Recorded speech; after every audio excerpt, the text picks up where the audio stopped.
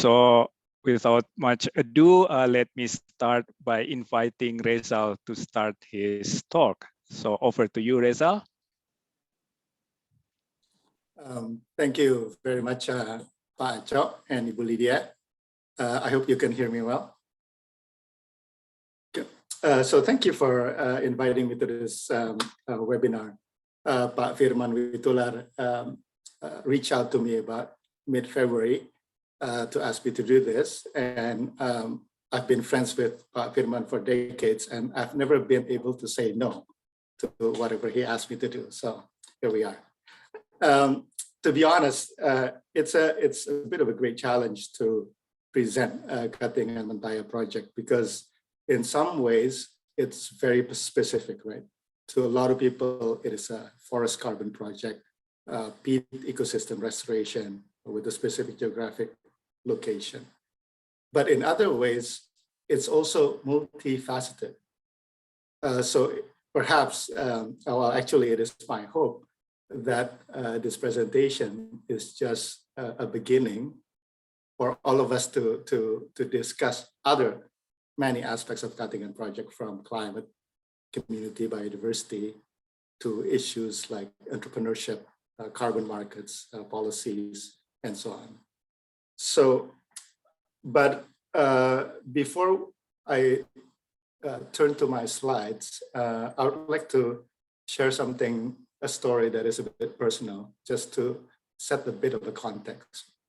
About 30 years ago, I was in my 20s. I had the opportunity to stay for a month or so in a small village in West Papua called Lobo in Kabupaten Kaimana. At that time, Kabupaten Kaimana was Kecamatan Kaimana. So that was in 1990, 30 years ago. So it is a beautiful village. It's a coastal village, nestled in a nice, quiet bay, white sand beach. You have coral reef, and north of the village there is a mangrove growth at the mouth of the river. Behind the village there is almost a fortress-like karst mountain covered by trees. So it's an idyllic village.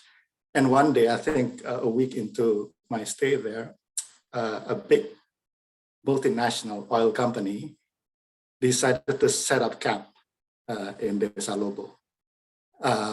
They built a helipad and a storage facility where they put all their aviation gasoline, because the Desa Lobo then became some kind of a refueling post for their exploration site in the forest in the highlands. So at that time, I made friends with the helicopter pilot, and I was smoking then, so we shared cigarettes and so on. And a few weeks later, he said, "Do you want to come with me for a ride in a chopper?" I was like, "Sure." That was my intention all along, to befriend him so I can ride in the chopper. So he took me and a bunch of others to the exploration site. And it was an amazing experience. You fly kind of low, close to canopy in the pristine Papuan rainforest, right? It's a swath of green interspersed with cloud. It's a magical experience. It's a picture that I never be able to erase from my mind. And the helicopter then hovered at some coordinate points, I guess. And it hovered above a cloud, waiting for the opening for the cloud to disperse. And then as the cloud dissipated, I was expecting to see the swath of green of the pristine, old growth canopy. But instead, underneath the cloud, I saw a big gaping hole. And it was as if like there's a giant hand scooping the trees, grabbing it, and then throw the trees back to the ground. And into that hole, the chopper swooped in and then landed, right? So that's the exploration site. So I look around, and by rough estimate, I think they've cleared probably close to a hectare of land, of forest. And I look around, right? So you need, obviously, enough clearance for helicopter to land, and then you need a camp, and also. So it's about a hectare. And if you assume that the tree is spaced about 5 meters, between each other, in 1 hectare, you have about 400 trees. So 20 by 20. If the trees are spaced 3 meters apart from each other, then it's about 900 trees. So you can assume that to make this clearance, they probably cleared about 500 trees. And each of them, my guess is about 100 years old, at least. Some trees grow to 400 years old in tropical rainforests. And the trees are just scattered there, as if there is a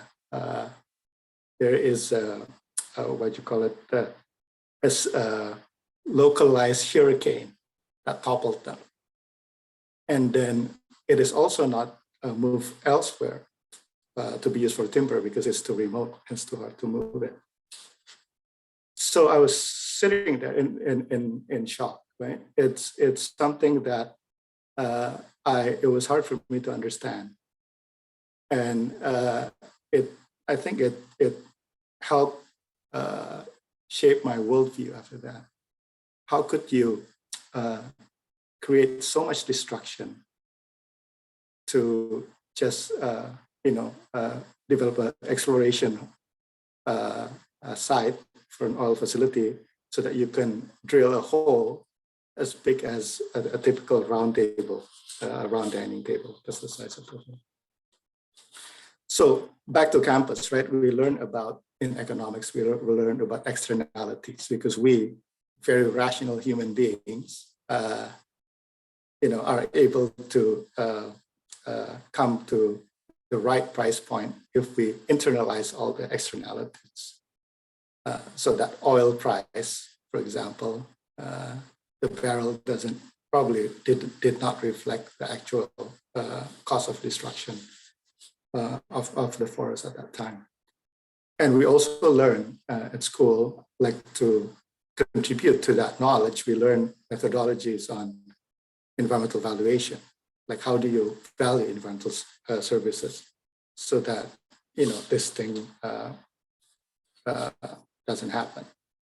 And we also learn about how do people manage resources anyway. Of course, everybody is familiar with the Garrett Hardin strategy of commons, and then the argument that Elinor Ostrom presents about common property regimes from different parts of the world.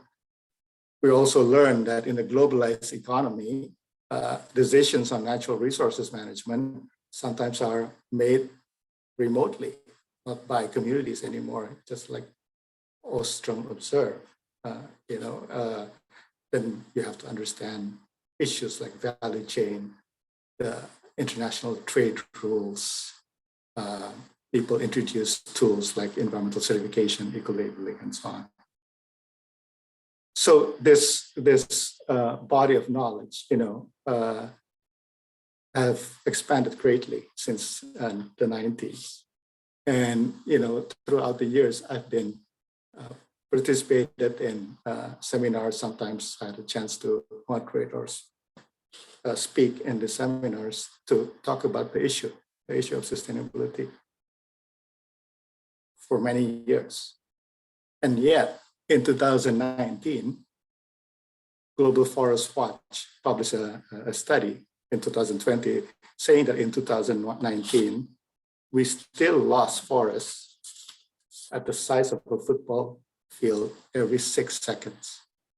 So I saw it in 1990 in Lobo, right?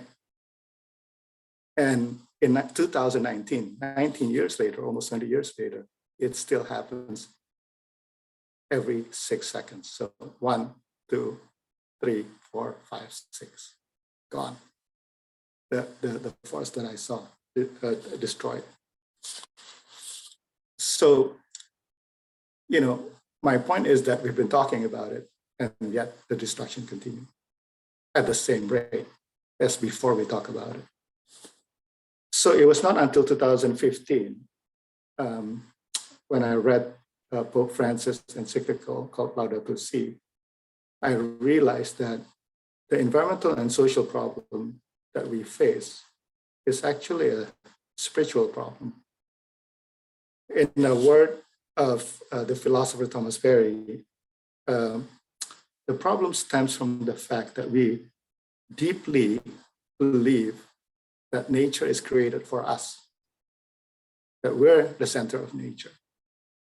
That's why we have the right to use it, to utilize it, as opposed to seeing ourselves as a part of nature, as the part of the ecosystem.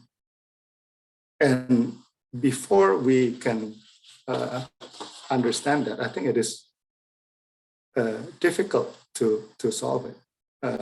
It's interesting, certainly intellectually to talk about it, but it's difficult to solve it. So the philosopher Thomas Berry, called upon us to say that the great work of our time is actually moving the human community from a destructive presence on the planet to a more benign and mutually enhancing presence. So from destructive presence to a more benign and mutually enhancing presence. And at Katingan Mentaya Project, we would like to humbly answer this calling to be a more benign and mutually enhancing presence.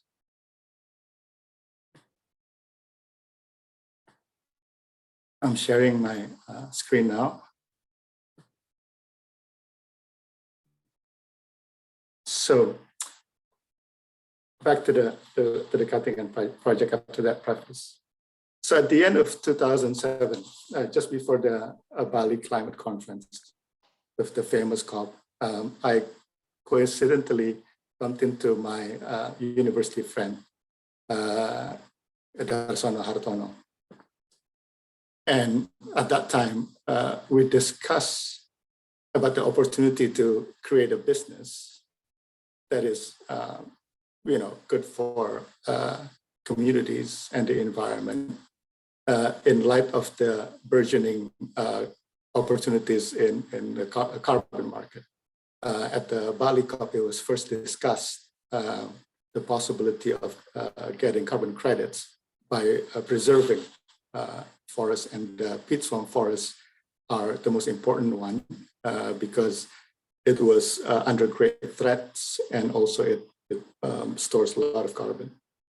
So to cut a long story short, we embarked in this journey, and Darsono and his family basically took a great financial risk by investing in the new business that is, rife with uncertainties. I think at that time, no normal investor would be interested in investing in such an idea. But this is what we have now, the Katingan Mentaya Project. So just an overview. The location is in Central Kalimantan, as you know from the map. It looks very small there in the red. It's about 150,000 hectares. So we secured an ecosystem restoration concession, which is a concession in the production forest that allows us to protect and restore the forest instead of a logging concession, for example, or a timber plantation concession. The project is actually impacting about 300,000 hectares because it works with 35 villages around the area. In the world of carbon credits, the project proponent is the concession holder, PT Rimba Makmur Utama, in which I'm the CEO, COO, and Darsono, my partner, is the CEO. And the estimated emission reduction is about 7.5 million tons CO2 equivalent per year over 60 years. So that's just an average. So 7.5 million tons of CO2 is equivalent to about 1.5 to 2 million cars. It's equivalent as if you take 1.5 million cars out of the road, the emission reduction. The threat, the main threat is basically forest fires. In 2019, is the last time we experienced a big threat, and not just us, but throughout the countries. So the peat ecosystem, when degraded, is also emitting carbon from oxidation and so on. So just to give you an idea, this is a satellite photo, and you can see the dark green. On the right is the National Park Sabangau. In the middle is our project area. You see all the villages surrounding us. And on the left, on the west side, is basically degraded peatlands that have become plantations. So people are saying that, you know, this business is easy because you don't do anything. You just preserve the forest. And, you know, I tell people that there is 43,000 people living around this pristine forest. And we only need 1 or 2 of them to light a match to create this. This is a particular fire that happens in 2019 in the southeast side of our concession. And it looks like this. And then I don't think you can see very well, but on the left side, on the bottom, it's basically the reddish color is the occurrence of fire mitigation attempt, and the blue one is the occurrence of fire. So basically, there are more occurrences of fire mitigation because the fires typically didn't die down easily, kept coming back, right? So you see the picture in the middle below there. The red line is our concession boundary, and the fire damage is getting closer to us. So I think that's the main challenge. So because of that, then most of our project activities are actually take place outside. The theory is that if we create assets with communities outside our concession, then it doesn't make sense for them anymore to slash and burn, because there are far more profitable activities around it.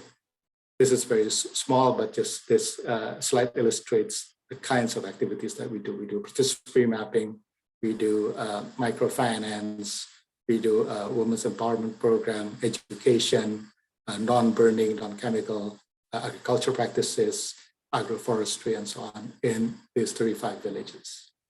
So right now, we are entering a phase where the carbon market is finally healthy, and there's a lot of demand for carbon credits.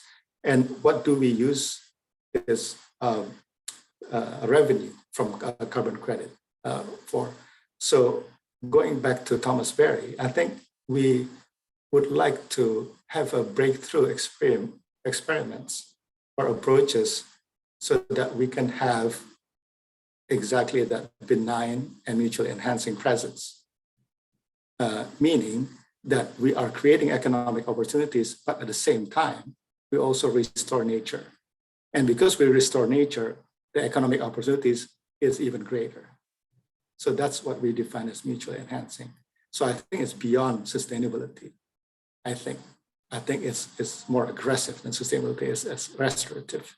So we envision that all these programs that we have with communities, we can take it, thanks to the carbon revenue, to produce high value added products. I won't go through all of them because I'm conscious of time. But for example, from coconut, we can have virgin coconut oil that has been already being produced and sold by the villages, but we can have value-added products for lubricants, for cosmetics, and so on. And the same with agroforestry. We can have a bamboo growth for rattan, and we can put value-added products such as laminated bamboo or laminated rattan.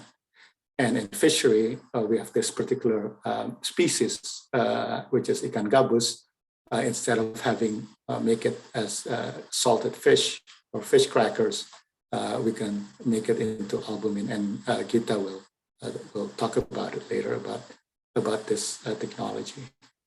So this is just an illustration of all these products. So having learned in this past 5 to 10 years and getting trust with the communities, learning of how to improve the soil, we start having these products. And we envision that at some point, we're going to design a restorative economy industrial zone where all these products will be produced to become value-added products in the industrial zone that is futuristic, but at the same time very natural and restorative. So we're working with actually Firman's and my friend, Prasetyo from PDW Architects in designing this industrial zone, and hopefully we can get approval from the government so that we can invite others to participate in this endeavor. In addition to the industrial zone scale, we're also experimenting in a village scale. So we're, if you can see in the map on the right, we're working with a village called Amplas.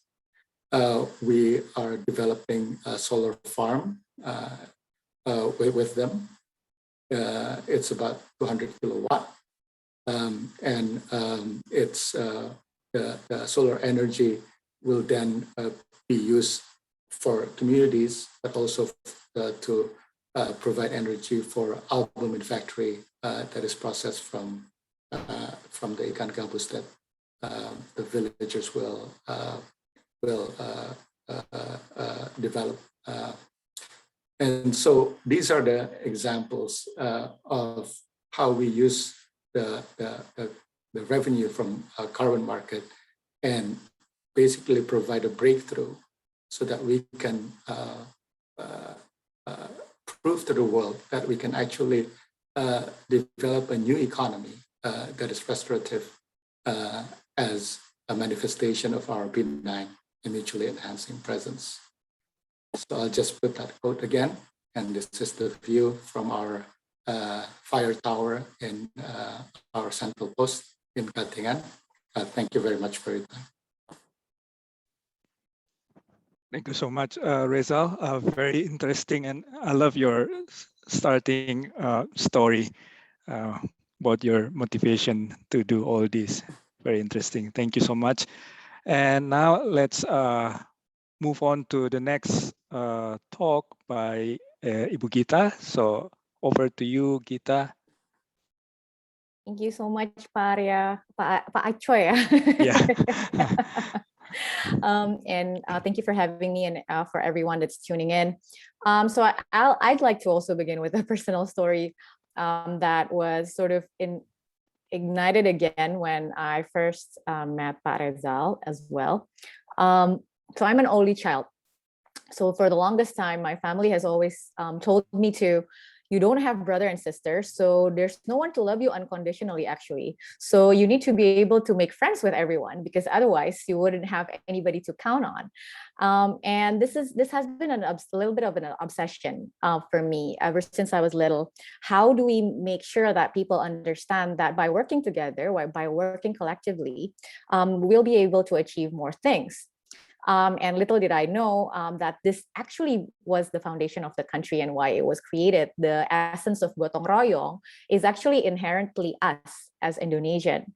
And in particular, the reason why it became, for me until now, annoying to see when people try to fix complex problems like forest fire, for example. This is Pak Sadi in Kabupaten Siak in Riau, and he's been battling forest and peat fire for the longest time. And in 2015, he actually was one of the one that suffered, along with the entire country for that matter. In 2015, we had the great fire incidents, and it made us lost $16.1 billion US. And it's not as if nobody is trying to do anything about it. The government is trying to issue stricter policy.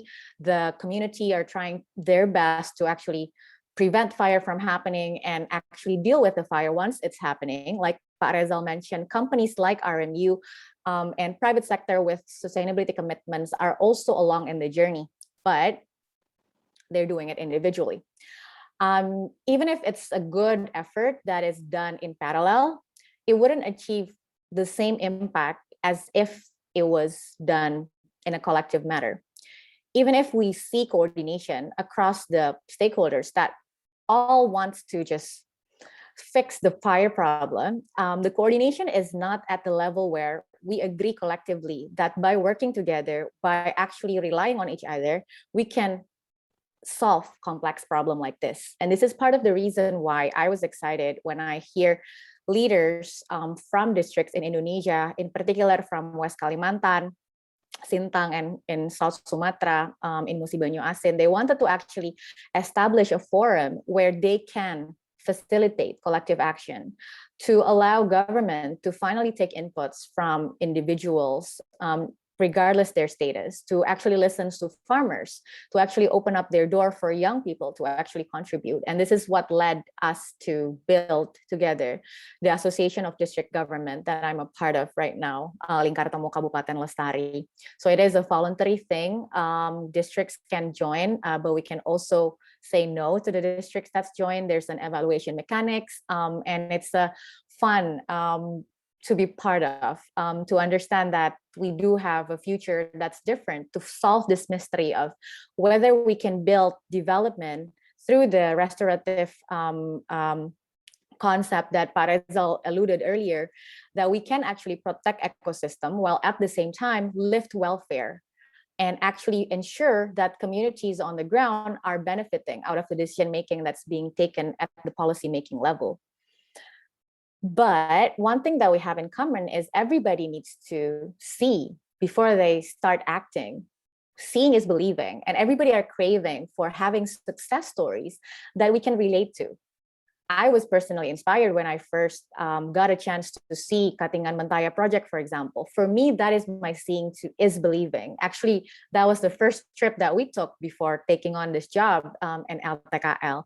And this is something that I've also been obsessed to actually do in all of the districts in LTKL, because everybody is craving for the same sort of tangible, concrete model that we can all relate and believe. Now, what type of future are we building? What type of economic model should we think about if we want that success story to resonate to more people? It's not for me, because I'm a millennial already. It's not for the older generation, I would say. It's for the 190 million bonus demography that Indonesia has as of 2020, the young professionals that are excited. And in this picture are mostly Generation Z. So the future that we're building under the coalition is actually intended for the future generation. And it's done consciously by understanding how they're thinking. Generation Z, not only in Indonesia, but across Asia, is right now the biggest spender. They are also the one that are shopping consciously. They care about consciousness of the brand. They're loyal to the one that are very conscious in their narrative, and they have ethical confidence to the brands that they can loyally vouch for. In Indonesia, even during pandemic, we see the increased trend of e-commerce transactions. For example, in 2020, it reached almost 300 trillion. Yet we also understand in Indonesia, less than 20% products that are transacted are not local. So there is this opportunity to actually connect the dot and get back to my obsession of making everybody work together. So we have conscious consumers, we have high transaction, but we don't have local product that answers to both. So maybe, just maybe, this can be the scenario that the future generation, the Gen Z, the now generation, can be excited about. They can act not only as consumer, but they can also build it as part of their future path, because they are realistic. They do care to have a stable job. So if we offer a dream that are imaginary or too utopic.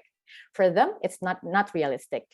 And this is why in 2020, we try to build this sustainable economic vision that actually connects how we are protecting the high conservation value area, be it forest, peat, or any other important ecosystem, karst, riverbanks for that matter, or mangrove even. But we do a twist on it so that it doesn't become a burden. It actually becomes opportunity in itself. It becomes an opportunity if we build a picture that the future economy will be driven through community-based intermediate industry that produces value-added product with high quality and can attract conscious shoppers, like the Gen Z statistic that we just saw. What is important is that using the scenario, we also put human resources, local qualified young professionals in the driving seat. This is their future.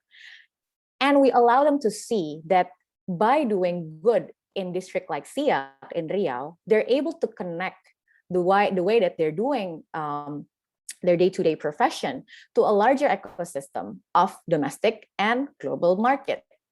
We did a research and came up with this 4 most lucrative value-added sector, which is the health and medicine, beauty and wellness, industry and technology, as well as food and beverages. And we look at that as part of the equation going forward. How do we connect quality product from important ecosystem that is done in a conscious way to market that also attract conscious shoppers? How does the government play into this? Government becomes the facilitator and the regulator to make sure that this economic vision can actually be implemented. If it sounds utopic, I'm here to tell you that we don't have to start from scratch. We do have things that are already going for us. Right now, Indonesia is built 99.999% is actually micro, small, medium scale enterprises. And 90% of that is actually in micro level. If we look at Thailand, for example, that have successfully built a more stable economic model, their ideal ratio is significant portion of small and medium scale.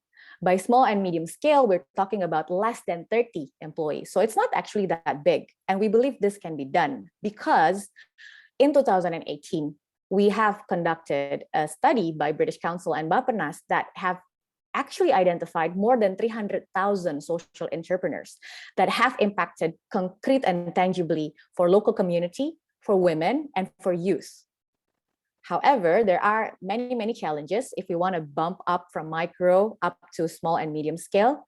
The lack of capital, difficulties in actually obtaining funding. We have shortage in goods, human resources, especially at the managerial level. And we still have a problem of how to produce more efficiently. We do have answers to what type of sectors can actually attract funding to fix those problems. In 2020, there's another research that's done that identified lifestyle to be the most common sector that's attracting equity investment. Culinary, craft, fashion, eco and edutourism are among the sectors that we can build a future scenario in. And this is something that is actually proven by definition in several of the lifestyle research that was done post-pandemic, for example. What do consumer means by being conscious is no longer a question of whether it's environment or whether it's social. It's both. They want brands to be not destroying the environment, have less negative impact for the environment. They want the brands to actually care for all of the workers, all of the smallholders, all of the farmers that's attached to the supply chain. And they want brands that also cares about the way that they're doing health and safety, energy and waste. And these are sustainable minded shoppers that have spent more than 150 billion in 2021 alone. So we are not starting from scratch. And this can actually be the answer to our forest dilemma. In the beginning, I told you that LTKL is looking to answer this question. Can we actually design a model that allows managing ecosystem sustainably and increasing welfare?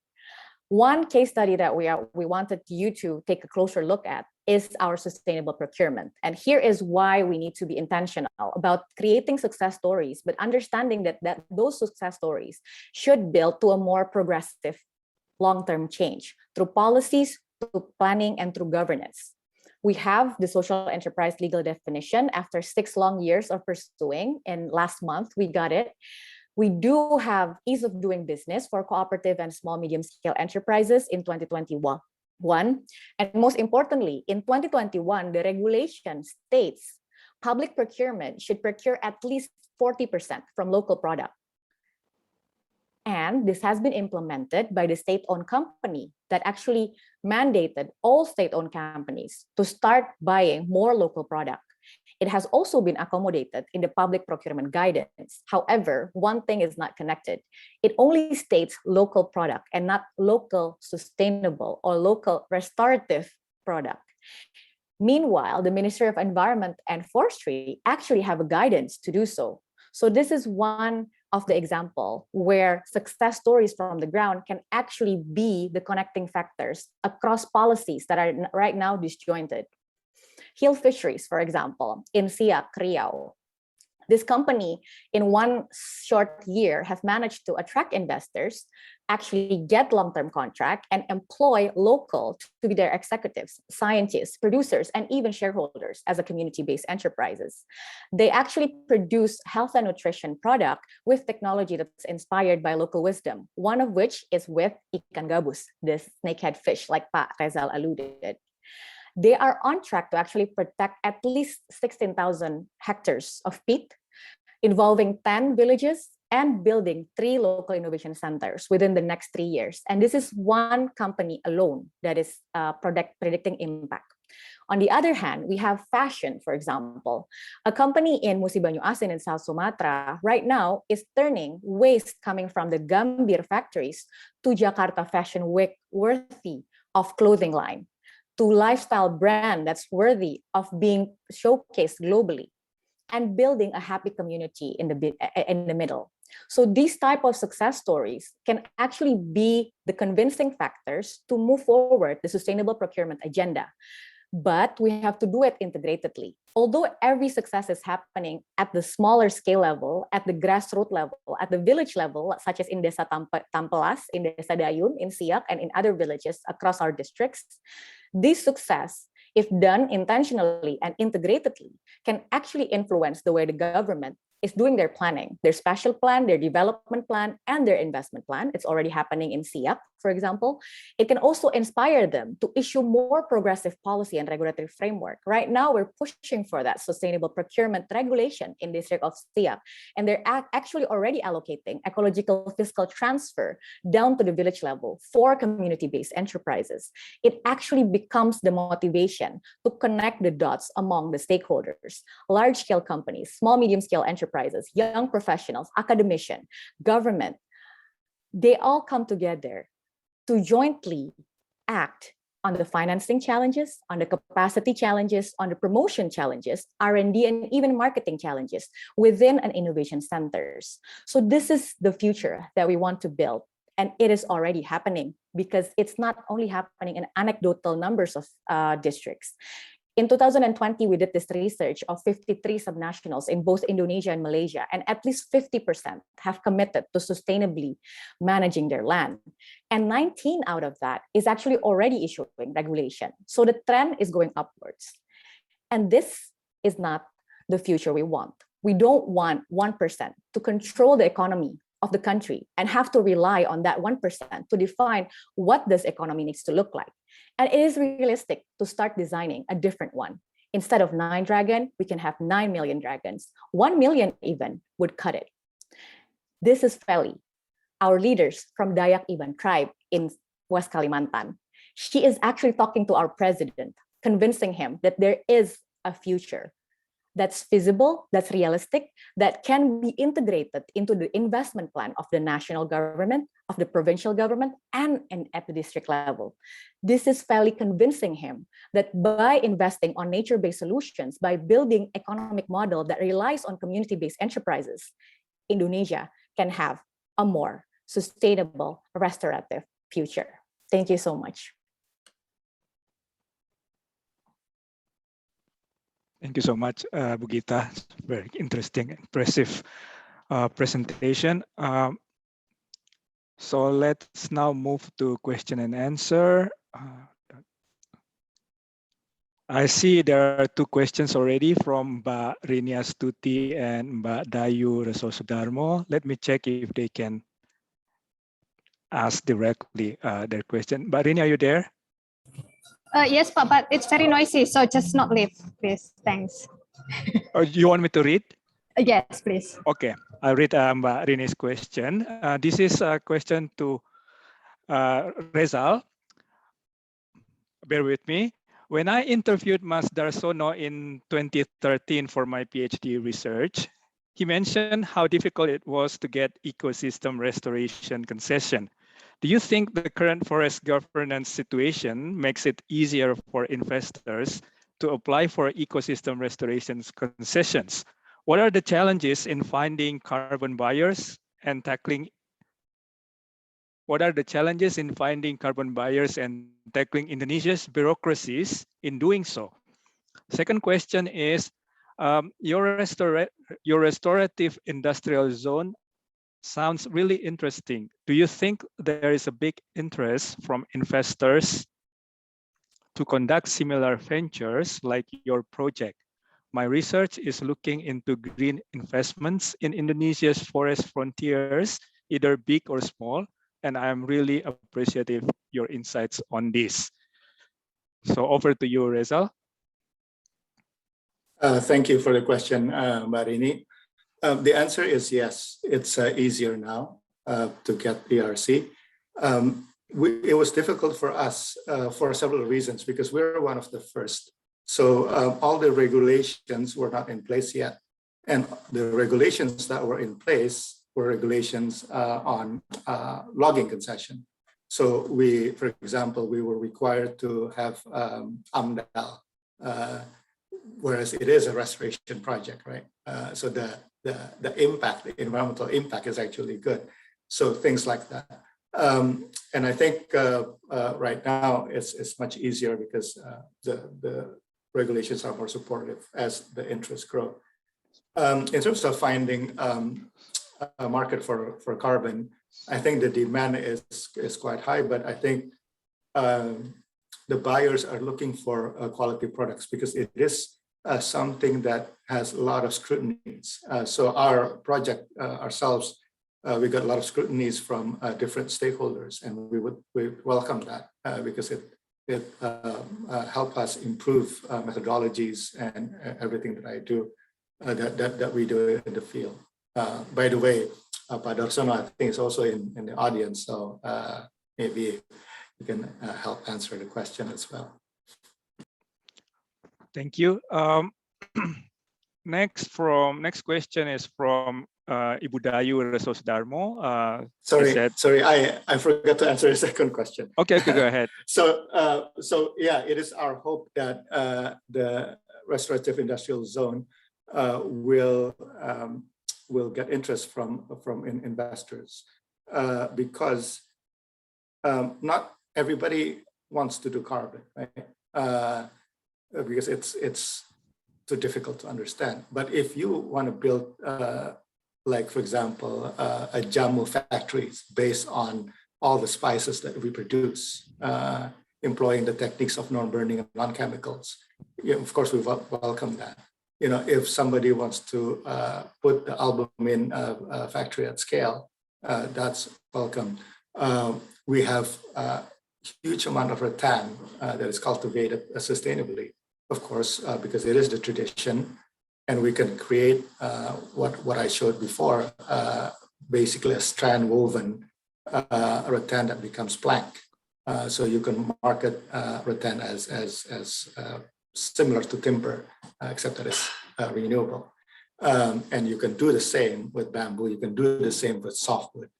So I think those are interesting business opportunities.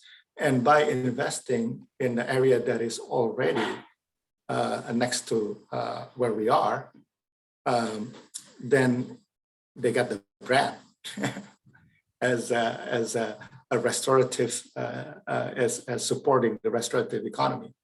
So I think that's I mean, I would imagine that people would be interested, and it is also a way for different people to participate.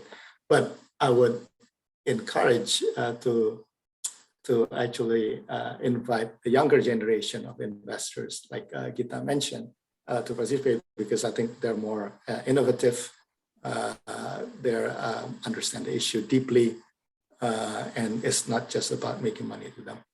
Thank you. Thank you, Rezal. I see Pak Darsono is actually in the audience. Thank you for attending, Pak. May I invite you if you have comment? Please, Pak. Thank you. Thank you. I didn't expect to be put on the spot by Rezal here. I was just wanting to learn and listen to him. But I think, what I can say is the way we see the world has changed the past 15 years. People always say impact is something that is impossible, right? Impact and profit doesn't go together. That's all they see. But I think through KMP, we can see that, right? Basically, for the younger generation out there, if you are doing something that is impactful, I'm sure that you'll be profitable. That's how I think the message is quite clear, because the world is moving into that now, right? Everything that we do, whether it's inclusivity, climate change, these are impact that you see. So I think I'm actually very, very excited for the younger generation, because they understand this issue more than we, the old folks.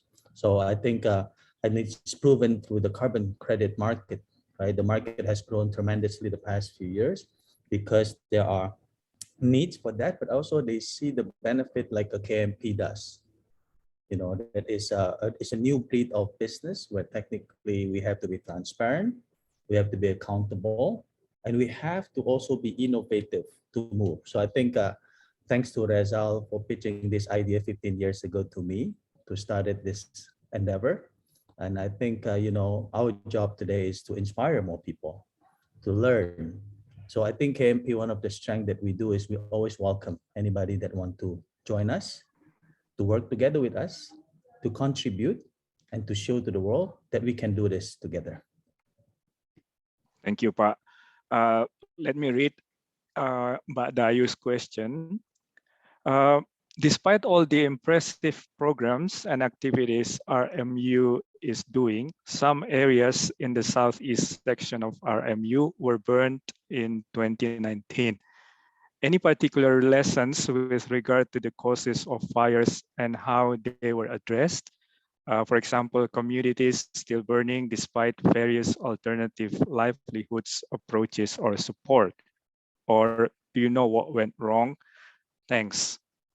So again, I think this is to Mas Rezal and Pak Darsono, if you can respond. And later on, I will read another question from Mbak Rini to Mbak Gita. So over to you first, Rezal. Yeah, so Mbak Dayu, it's great to hear from you. It's been a long time. We know exactly what went wrong. So, but in fact, the fire slides that I had put up, it's actually from that very spot. So what happened is that that's the spot outside the concession that it is almost recurring. And the reason, I'm just going to be blunt about it, there is a big palm oil company there that is clearing the land. And the fire took place outside the palm oil concession, but it is I would presume it is encouraged by the prospect of the communities planting palm oil there, and it's easier, of course, to clear land with fires. So during that time, in the month of August and September, the fire already took place. It's about 1 kilometer outside our concession, and we anticipated it, right? So we built about 3 kilometers, if not more, some of our firefighters actually joining this webinar to anticipate that the fire coming in. But it's been a particularly dry year, and that image that you saw, the fire is that big, and it's getting closer and closer. So the fireworks started kilometers from our area, but because once you light a fire, of course, it's detected by a hotspot, and then another one is lighted, another one is lighted, right? So then it doesn't matter who lighted. So people cannot pinpoint which one is first, because then there's more fires. And then we put a defensive stance, and at some point, the fire actually jumped over our fire sekat bakar, our fire break. And ironically, because we've been successful in restoring and planting, our areas have more fuel because there are trees now. And then the fire jumped and then hit one of the trees, and then basically it's behind our line. So if you go there now, all the burnt areas now are palm oil. Sadly, it was forest before. So and the fire jumped to our area basically 2 days before it rained. So it is a great it's a painful moment for our team on the ground. And when I describe it, I don't know if any of you watch Game of Thrones, but there was an episode of Winter is Coming where all the, whatever it is, the monster or dead people coming, and it's coming in waves, right? There's a big waves coming. So that's what it looks like. So imagine you're standing in one of the towers in our area with a binocular and see those waves coming. And then we have to get ready to block it. And we tried as much as we could, but nature is more powerful. Thanks, Rezal. Pak Dasmono, any additional comment? No? Okay. Let me read a question from Mbak Rini to Mbak Gita. How do you deal with the 5 years cycle of political election at the Kabupaten level? Sometimes the champion for green policies lose in these political processes, and we scramble to find a trailblazer in Pemda. Over to you, Gita. Yeah, that's the thing, right? The champion are not the district head for us, at least. It's a coalition that is built. It's not a district head coalition, it's a district coalition. So actually identifying champions across the board has always been something that we think are successful. We actually have faced election in 2020 and in 2017, where we had shift in the leadership within our district members.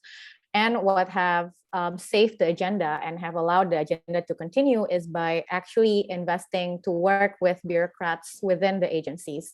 Sometimes if we'll think about things that's done on a project basis, usually you would link your project to 1 or 2 agencies at max. That's usually what happened.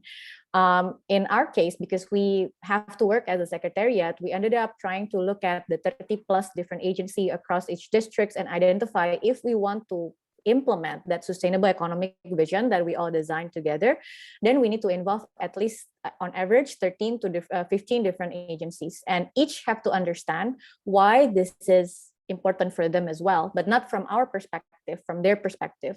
Agencies that are normally not considered in this case, like the education agencies, the health and social agencies, even the income management agency, usually are not considered when we're talking about sustainability project in general in Indonesia. And by doing sort of across the board, connecting the dots type of convening, we've seen actually people would like defend the agenda on using different terms and using different interest, motivated by different interests as well. But that's the process, right, Pak Aco and Mbak Rini?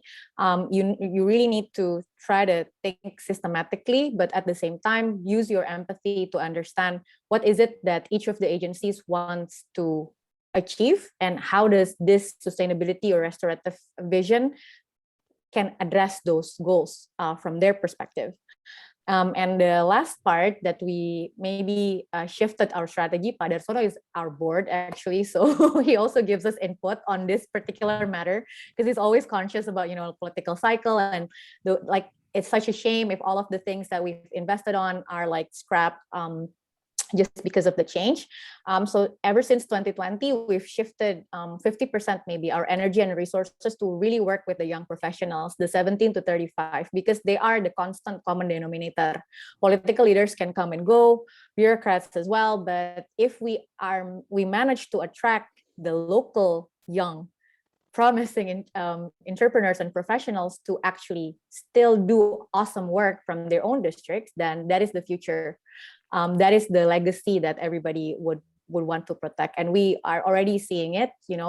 We've had different, like the company in SIAC, for example, the two of the executives were planning to move somewhere else because they think there are no career option that's exciting enough, that's cool enough in their district. But once they got into this effort, they understand and they can feel proud. They actually won an MIT award last year, for example. So they see this is a promising career path for them. So those are the things that we did since the beginning, actually, and allow us to sort of maintain the agenda. Thank you, Gita. Next question is from Afi. Let me check if Afi wants to ask directly. Afi?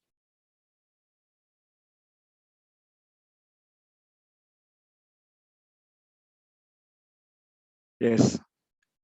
Go ahead, Mbak Afi. All right. So, selamat siang, Gita, Rezal, dan Darsono. Terima kasih, Pak Aco. You should encourage boys to ask questions too. I have some later. Go ahead, Afi. Okay, so I have a few questions, but I will save all of the technical questions when I see you in person, hopefully next month. But the big questions for me is the connection of, we know that all of the policies on post-COVID recovery, it's very resource extractive, if I may say, and how in the sense of, for Gita, is the policy of the local government, and for Rezal and Darsono is the policy of the company in facing this challenge. I see it as a challenge. And the other one is, it's a bigger issue on the fact that omnibus law has been reducing a lot of the sustainability factors of the policies, and how that would be influencing into the work that you've been doing. And I think the other question has been asked for the upcoming election. Usually there's a increase on corruption and also on the extractions of the forest. I think that's already a lot of questions. Thank you, Acho. Thank you, Afi. Maybe we go to Gita first. Yeah, thank you, Mbak Afi. And so the three things that our district members collectively sort of voiced out after the omnibus law issuance, that right now is a bit in limbo as well, was the fact that because of this particular law, final decision making on investment opportunities doesn't rely on so much on the regional specificity anymore. But for that reason in particular, so one is that, so that is reflected in investment planning, also spatial planning. So for example, if a district decide they want to manage their land in a certain way and enacted that in a special plan, and the national government says no, then they can overturn it. So it's as if, there's no longer any authority to define their own individual futures. The second part is the fact that the licensing that is issued by district government, plantation, for example, the rights to monitor and rights to prosecute if there is an incident doesn't belong to them anymore. It belongs to the national government now, but it also gives a loophole. So they can issue licenses, but they don't have to be responsible over, the implementation of the licenses. which is quite dangerous. And the third part is also the fact that environmental impact assessment right now, right now, there's question of whether it's already effective or not, but regardless that, under the new regime, then it'll be much more, it will be less stringent. And only companies that are deemed to have significant impact would need to adhere to certain rules. So those are the three that was voiced out. Because of the response that we got during the preparation and actually having it enacted, that it sparked the discussion to actually issue the sustainable economic vision along with several key ministries, actually, Mbak Afi. Because we understand, okay, if decision-making on investment at the district level makes sense for the national agenda, then there's no reason to overturn anything. And this is why we crave for success stories to actually prove that there are other options other than extractive and large-scale plantation, for example. And this is why we want larger and larger groups to actually invest on that type of scenario. So, leaders like Feli from West Kalimantan can actually say, this is viable, this can be a lucrative opportunity for our district, and this makes sense. And it resonates to at least 3 of the national agenda, which is value-added creation. They want to attract investment for job creation and local job creation. And the president actually wants district and provincial government to be less dependent to the national government and become much more efficient in attracting their own financing. So if we can prove that the sustainable economy, or Pak Rezal says restorative economy, can actually answer to those 3 points, at least it's a start. So to say that, please don't overturn this, we're answering all of the national agenda, so to speak. Yeah, I think that's the preparation that we're doing. We're trying to also leverage from the momentum of the G20 and working with like Kadin, for example, and the B20 summit to actually showcase sustainable businesses are viable portfolio. We can actually answer calls that with ticket size like $5 million, $200 million, if we do it collectively. So just making sure that this type of opportunity are being taken seriously is a priority and also a strategy to make sure this agenda doesn't get overturned with political preferences. Thank you, Gita. Rezal? I think Gita answered the question perfectly. So let's just use the omnibus law to promote restorative economy. Okay, good. Thanks, Rezal. Next is Pak Bondan Winarno. Silakan, Pak. Yeah, thank you, Pak Ajo. Good afternoon from Indonesia. Hello, Pak Riza, Mbak Gita, and Pak Darsono. Thank you for the opportunities. I just want to know curiously about the RMU business, because this is a new business in forestry sector, I think. And now in Indonesia, we talk a lot about what is carbon and how this business is running well. And I heard that many companies trying to get into this business, and RMU become a on fire companies in forestry sector, I think, Pak Riza and Pak Darsono recently. And what I want to know more is how is your RMU strategies to become today's sustainable company, I think, for the recent and futures. And what is the RMU strategies to deal with the political circumstance in Indonesia? And the third is about the field level. I want to talk about the field level situations. How are you key points? What are the key points from RMU to deal with the social issue and problems at the field level? Because if we want to talk about carbon, maybe just some of scholars among us will understand. But if we talk about carbon at the field level, how you can deal with this, and how you can acknowledge the local people about this. Thank you. Thank you, Pak Bondan. Maybe Pak Rezal first.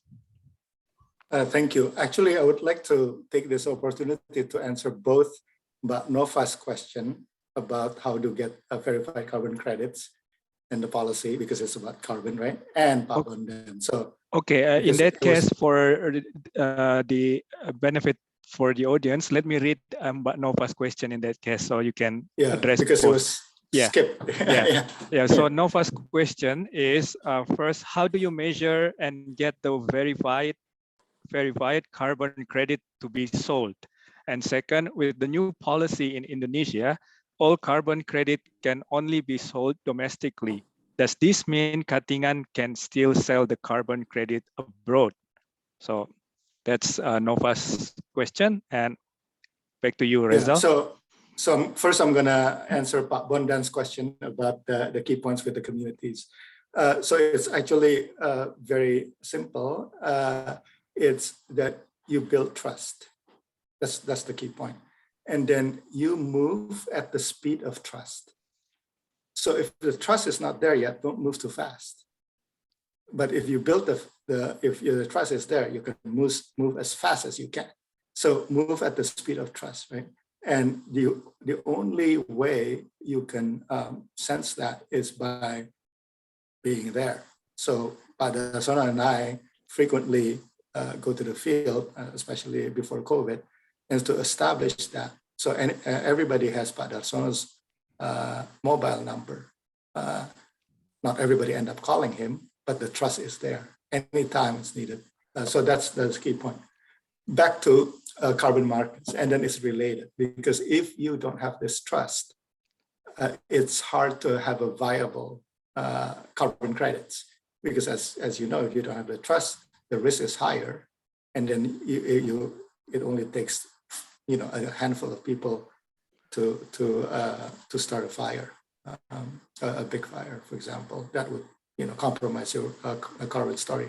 So how do you get it verified? So you have methodologies under VCS, and you basically make an argument based on that methodology, and you have an international certification process to do that. It's quite complex, and it requires a lot of research and understanding, but it's doable. It's doable. It is getting harder now, because when we started our project, the threat is high. So we have higher additionality, basically, in creating carbon project. And then when people talk about the carbon business, I think a lot of people have in mind the stock, but not actually the additionality issue, which is related to the amount of carbon credits you can issue. I can talk about that in more detail, but it's quite complicated. In terms of domestic market, no, we cannot sell internationally at this point, because there is a regulation in October 2021 that says before you have further regulation, we're not allowed to sell internationally. So we're not selling internationally. We only fulfill our obligation that has been made prior to the regulation being promulgated in October 2021. So right now we can't, and then I heard that a policy will come up soon. I hope the outcome would be some kind of a portion, a certain percentage for domestic market and certain percentage for international market. So I hope that answers the question. Thank you. Thank you, Pak Rezal. There's another question also from Nova to Ibu Gita. What are the key objectives that needed to be achieved in order for the UMKM, small and medium enterprises, at remote districts of Indonesia to accelerate the policy implementation? Hi, Manova. Manova is actually the facilitator that we did the local procurement policy regulation workshop with. So thank you. You were part of that history. And the key objectives, I think, resonate to what so I'll maybe break it down from like national policy perspective. How does businesses needs to be taken seriously in order for it to actually influence policy? From the challenges that the national government is trying to address right now, one is strengthening the institutional capacity. So having a legitimate status as a legal entity, being able to make transaction with third party formally, those are, we think it's common, right? But it's not really, because we're talking about ultra micro to micro. So one is institutional empowerment in that sense. The second one is human resources, being able to actually have managerial skills and at the executive level make viable business decisions is the second one. So trying to attract new talents is always a journey in itself. And the third is trying to actually move from producing small quantity individually to working in aggregation. And this is another strategy that we need to maybe focus on, because we want to bump up size as well, and doing it without forcing businesses to move beyond, like Pak Rezal says, right? Like move at the level of at the speed of trust. It's the same. Like if we force business to grow to a level that they actually are not envisioning, then it will fail. So instead of that, in order to take larger quantity of transactions, we need to invest on aggregating smaller businesses. And we're working with partners, for example, Kreologi. Kreologi is a spin-off company from Duanyam, which is one of the like poster child of social enterprise in Indonesia, and they found it very difficult to do like one village at a time in terms of empowerment. So what they did instead is they built a platform through this new company called Kreologi that helps craft artisans do aggregation automatically. And within that automated aggregation, they also do training program on the management part as well. We trialed it in 2 districts, in Sintang and Siak, and focuses on craft, of course, because that's their forte. So we did Tenun and also did Anyaman, like what is there in KMP as well. And we managed to aggregate 20 entities that individually can only attract maybe orders of 10, but now because they're aggregated, they can at least do a transaction in the quantity of 100 and above. And this is important, Mbak Nova, because the type of procurement, if we want to link it back to the public procurement, is always at that scale. So if you're working individually, you cannot tap into that viable and open market, so to speak. Thank you, Gita. Next question is from Depi Susilawati. She wants me to read her question as well. This is question to Pak Rezal. Last year, Indonesia terminated agreement with Norway on the 1 billion RED Plus scheme, REDD Plus scheme. How do you see this policy and its implication on ecosystem restoration projects in Indonesia? How will PT Rimba Makmur Utama convince other business actors to participate in restoration projects that is also benefit for the economy, not only for social and environment? Thank you. So, Rezal? Yeah, thank you for the question, Mbak. So the LOI, just to be blunt, and I know this is recorded and it will be broadcasted, the LOI is not relevant to us. Because we are operating in a voluntary carbon market, and the LOI is a G2G arrangement. So it doesn't affect us. In fact, I think the voluntary carbon market has been actually booming despite the cancellation of LOI. Okay, thank you. Now we move to question from David Rosen. Let me check if David wants to ask question directly. Is David there? Check. David, are you there?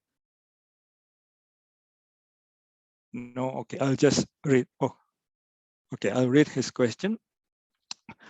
Thanks to both speakers for the informative presentations. Pak Rezal mentioned the importance of using kearifan local wisdom. Can both speakers comment further on the best way to discover and use local wisdom in developing projects at the village level and how other stakeholders can get involved? Maybe I'll start with Gita first. Actually, inherently, all of the economic model that ended up becoming champions in our districts are built from local traditions. So, for example, the companies that are already producing albumin from snakehead fish, the technology that's being used, and we're collaborating with several partners on this. One is Agrapana, I think they're on the attendance as well. So based on a tradition where normally people in Siak and actually across Indonesia, they would eat ikan gabus soup for post-surgery recovery. And like if you just give labor, you would also eat it for like 1 month to recover quickly. And it was because of that tradition, we ended up connecting the several village with experts that managed to found it actually have scientific evidence. If you do it with low temperature distillation method, then you'll be able to optimally extract albumin content from snakehead fish. So it's a matter of taking what's already there in terms of local tradition, but actually making it viable for future scenario in terms of development. And we tend to sort of romanticize local tradition as if it doesn't affect, you know, future and cutting edge technology. Well, in fact, we discover otherwise. It carries wisdom that actually inspires a lot of our decision making as well. So, for example, our word "Lingkar Temu," it's literally a word that was invented because at the meeting we had one representative from Manggarai, from Sumba, and he said, "Oh, what if we name the group over the local tradition of sitting around bonfire and making high strategic decisions?" So it's melingkar, it's sitting in a circle untuk bertemu, to meet. So those type of inspiration from local traditions also is inherently used in the principles where we do our convening as well. So both. We are actually experimenting on a lot of biomimicry as well right now, thinking like whether we can actually replicate what happened with Shinkansen when they managed to, you know, use kingfisher's bird beak as part of the technology creation. So hopefully it's consistently done that way. Thank you for the question, Pak David. Thank you, Gita. Pak Rezal. Thank you for the question, David. I want to share a story that looks at kearifan lokal in a different manner. So it's well documented that Sweden agriculture is a common practice of local wisdom, and that's exactly what the villagers told us when they burned. Right? They said that's our kearifan lokal. We traditionally burn. And so I have a conversation one late night in the forest, and I said, "Look, we're in a peat forest, right? Peat forest, natural, undisturbed peat forest is always wet, right? How do you burn a wetlands traditionally?" And they're like, "No, traditionally we don't burn wetlands because it's impossible to burn." So it's like, why do you say it's a kearifan lokal to burn? I was like, yeah, because, that's an excuse for us to do it. And we do it because those big guys did it. Those big guys dig the canal and drain the peatlands so that it's dry. So now we can burn it. So I said, so it's not a kearifan lokal. I was like, no, our kearifan lokal is to basically leave the gambut alone, leave the peat forest alone. So that's an example of a different story. Another story is that in our areas, people who are now 40 years old, they were born in 1980s. So from 1980s until 2000, all throughout their lives, they only see logging. That's the only things they see. People born in the 80s, people born in the 90s, late 70s, they never saw the kearifan lokal. What they saw throughout their lives is people logging and making a lot of money in our area. in our area, right? Because it's closer to the big river, it's closer to the southern coast, it's closer to big cities like Sampit. So it takes time to go back and relearn that local wisdom. There are some, I just wanna mention that about 90% of our field team is actually locally recruited. So I spent a lot of time with them going in the forest. And sometimes you have a story and you say, look at this tree. And then if you take the sap, it's actually, I forgot the name of the tree, but if you just ingest it, if you just take some, that little sap expands in your belly and allows you to stave your hunger for a while because it expands. So when you go out, and then you can have that. So there is still that knowledge, right? But they're out there because sometimes because they're logging or they're hunting. so it's a mix. Yeah, so there are examples like that. But like Gita said earlier, people know that ikan gabus help with healing wounds and that kind of stuff. So we built that story and modernize it, I guess, and translate it into something that is high value added. So this is a lot of work to rediscover. I liken it to, during Renaissance when, people look into ancient scribes, and because books have been burned during Middle Ages, and then you have to go back to the monks who've been scribing, old documents and relearn everything almost from scratch. Thank you, Rezal. Next question actually is to Pak Darsono. I hope you don't mind responding to this, Pak. This is from Doni Rahmanadi. If I'm not mistaken, PT RMU also adopts social forestry program. Does it work or does it need some adjustments? Thank you. Silakan, Pak. Thank you for the question, but I think I will leave it to Rezal to answer that because he's the panelist. But the people ask me, why did you do this? Just to answer what Bondan, right? Everybody talking about carbon credit today. But 15 years ago when Rezal and I started this, when Rezal pitched me the idea, there's this thing that we strongly believe, like Rezal strongly believe that we have pure intention to solve this issue. But I think if you want to look into all this carbon credit player eventually in the future, you really have to look at the leaders and how they work. Because I can tell you, with this pure intention that I have, that Rezal have, we actually get a lot of alliances from people, right? That's how we strongly believe that this is a place that we can learn from each other. This is a place that we can inspire each other. And that's how we survive. 15 years is a long time, right? Not to say that the first 10 years was one of the toughest years for the company, but I think it was very clear, that we have pure intention, we have great conscience to do this because we want to prove that this can be done.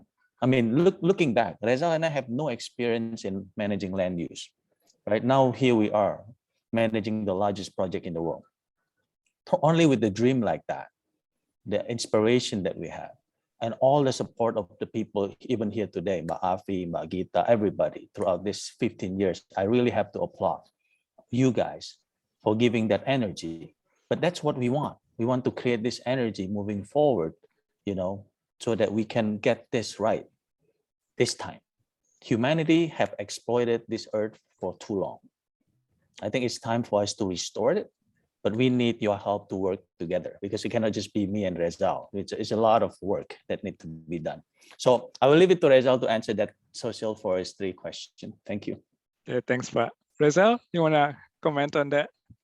So in the early days when, Darsono and I went to the field, we got a lot of questions and people asked the questions from their perspective experience, right? So they asked a question like this. Okay, you're going to get an ERC, an ecosystem restoration concession. If in palm oil, you have INTI and plasma, so you're the INTI, what is your plasma then? And it's a valid question. And I said the plasma is social forestry. So we facilitated, I think up to I lost count, more than 5 hutan desas. I think 3 hutan desa already got their permit finalized. A few are in the process. We have a scheme, a kemitraan scheme with communities.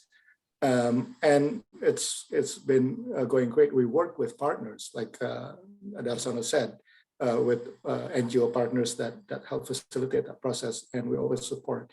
So, for example, I just give you an example. I mentioned the Tampelas village where we work. We have a plan to install that solar power, a solar farm, and the albumin factory.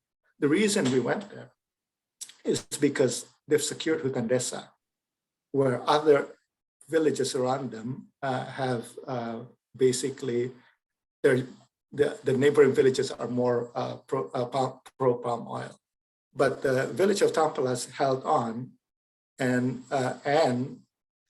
instead of getting the plasma as a palm oil, they held on and then got hutan desa. And in the hutan desa, they secured it. We helped a little bit, and they came up with a plan, which is to have an aquaculture for ikan gabus. Right before we had an idea about making albumin, so we came to them. You fought this far, and you have an idea that is brilliant, because if you have ikan gabus, you can re-wet the peat, right, and then plant the ikan gabus there, and have going back to that principle again of mutually enhancing. You enhance the nature and then get back from nature as a result. So we said that we'll support you, and here we are. We plan to have a solar farm and albumin factory because they have the social forestry, because they made the commitments. And it's really interesting how we see that a lot. Actually, we see that for some reasons, a lot of people are brave and creative and clear in their intention and goals. And our role, thanks to the carbon revenue, is to support that and to show the world that it's possible. Thank you, Rezal. So let's take the last question from Reza Natawijaya. So let me invite Reza to ask his question directly. Over to you, Reza.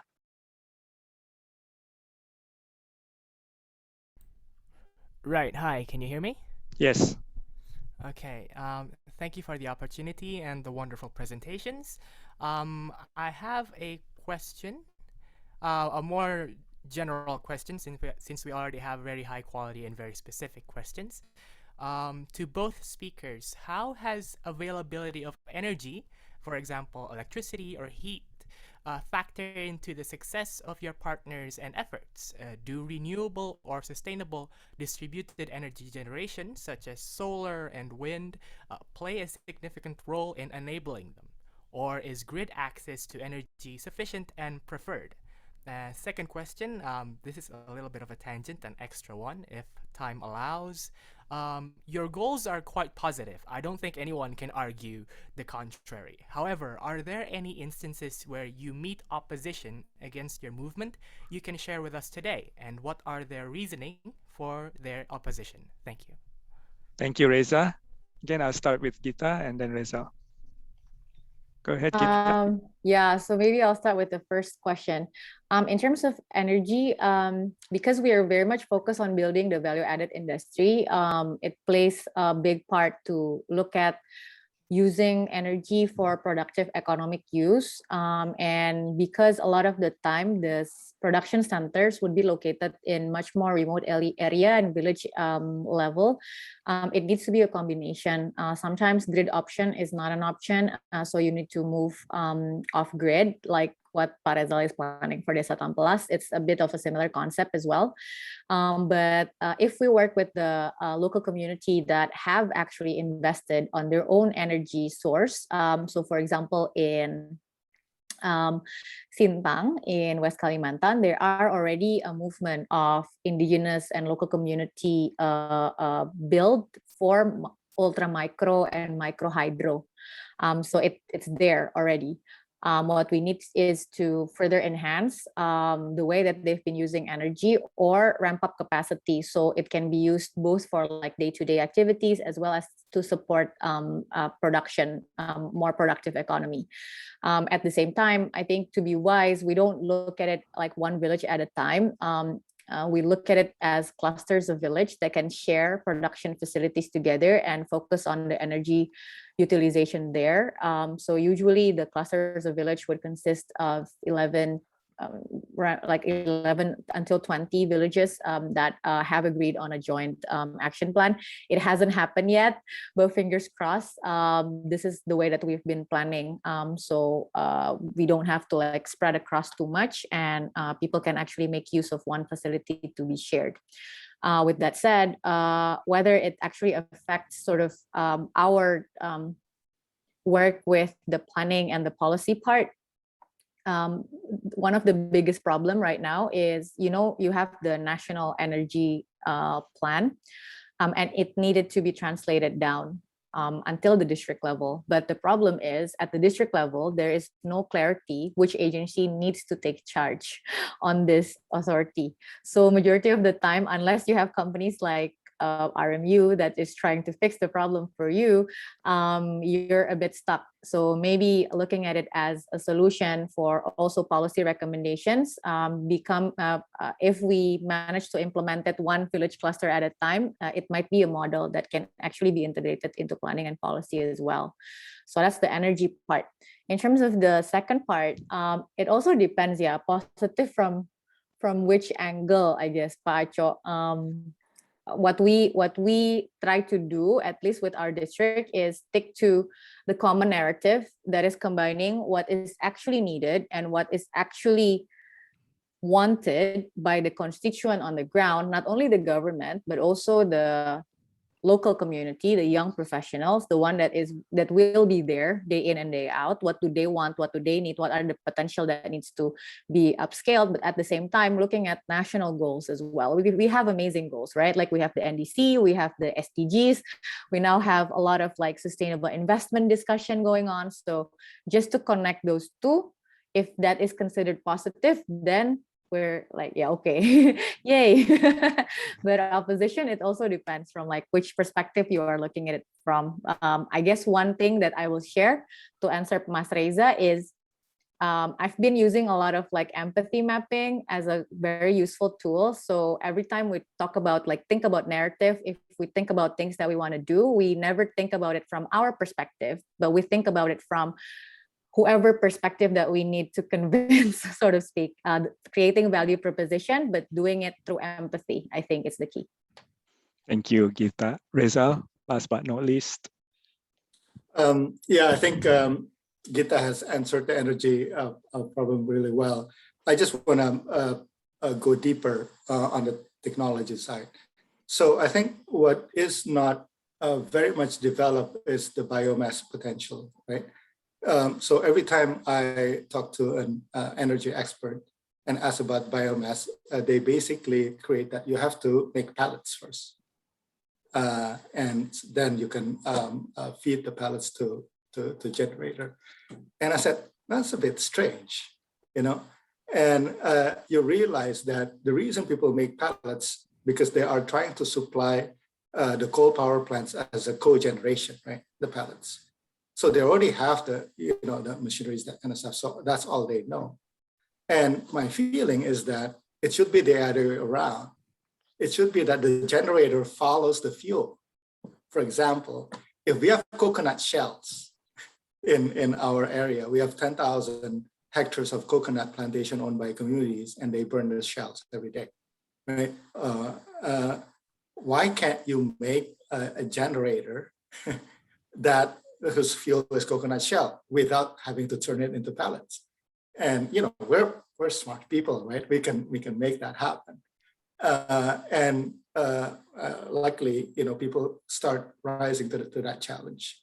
So if we fix that problem, we have a lot of interesting breakthrough. And one more thing about biomass energy is that it doesn't only produce electricity, but it produces heat, right? And much of our electricity is used for heat when it comes to processing. So it's a waste, right? You produce the electricity, and then your electricity is used for oven, for example. That's a lot of waste. But if the byproduct is heat, it's a panas buang, then you can actually use that heat for your processing and use the electricity for your computer, for your light, and all that, the other stuff. So we found several technology. It's not cheap, but I think it's doable. And we have to make sure we have a consistent supply, because once we choose a certain capacity of generator, then you have to have the supply to have it run. And that's the reason we need industrial zone. Because if you are at that level, you can produce whatever, maybe 3 megawatt of electricity and 3 megawatt of heat, right? And then you can dry your whatever ingredients for jamu, you can dry your wood, you can dry your bamboo without using electricity, and then you can take it up to the next level of processing. So very important question. There needs to be a technological breakthrough. There are several companies in Germany who's developed the technology, but still, we have to experiment, and the experiment is not cheap, and that's what the carbon revenue is for. Opposition. So we don't see opposition as opposition. An example of it is basically the 2019 fire case, right? You can frame it as opposition because people see carbon or ecosystem restoration as to, long term. It doesn't provide benefits directly, and palm oil does. And then so people are opposed to it, and then they don't really care if the fire cause all this damage. But we see it as we see them not as an opposition, but as people who have not yet understood us. So it's our job to make them understand, and with what Gita is saying, to be empathetic and see where they're coming from. And so far it works.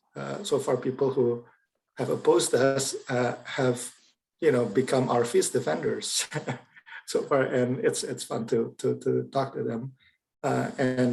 And they always said to me personally and to my restaurant, it's like, I was opposed to you because I didn't know what you're doing.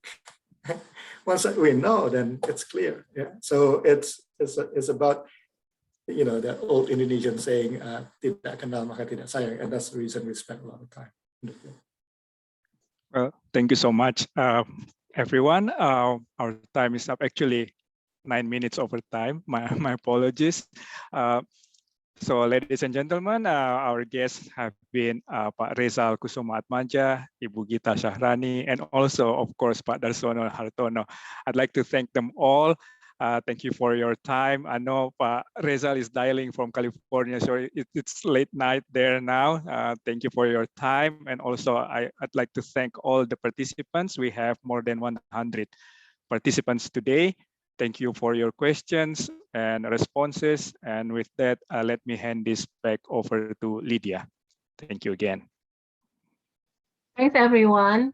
From me, not much, but I'd like to let everyone know that next week we will have a presentation also in the natural resource topic, which is about natural resource curse.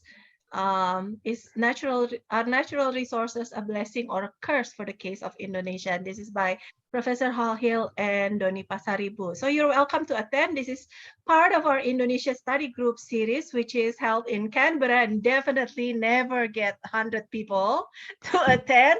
But due to the pandemic, we now have the ISGs online as well. So feel free to attend. Thanks again, everyone. See you next time.